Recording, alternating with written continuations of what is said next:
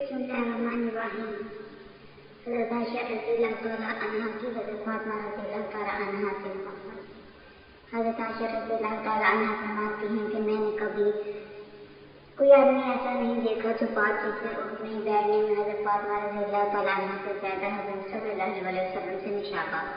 حضور صلی اللہ علیہ وسلم جب حضرت فاطمہ رضی اللہ تعالیٰ عنہا بہت آتے تھے تو ان کو مرحبا کہتے تھے، کھڑے ہو کر ان کا بوسہ لیتے، پھر ان کا ہاتھ پکڑ کر انہیں اپنی جگہ بٹھاتے، اور جب حضور صلی اللہ علیہ وسلم ان کے ہاتھ میں تشریف لے جاتے تو وہ مرحبا کہتے، پھر کھڑے ہو کر حضور صلی اللہ علیہ وسلم کا بوسہ لیتی۔ ہر اس بعد میں وہ حضور صلی اللہ علیہ وسلم کی خدمت میں آئی تو حضور صلی اللہ علیہ وسلم نے انہیں مرحبا کہا اور ان کا بوسہ لیا، اور پھر چپکے سے ان سے کچھ باتیں کی۔ اس پر وہ رونے لگی۔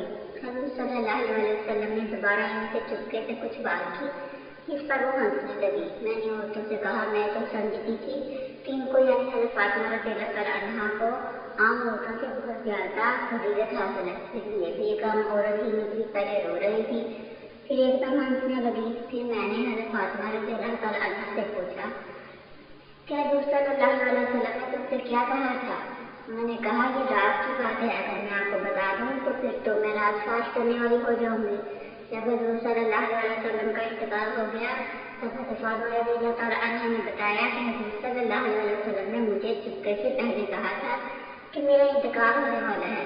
اس پر میں رونے لگ گئی تھی۔ اس کے بعد پھر چپکے سے یہ فرمایا تھا کہ تم میرے خاندان میں سب سے پہلے مجھ سے آپ ملو گے۔ اس سے مجھے بہت خوشی ہوئی اور یہ بات مجھے بہت اچھی لگی۔ اس پر میں ہنسنے لگی تھی۔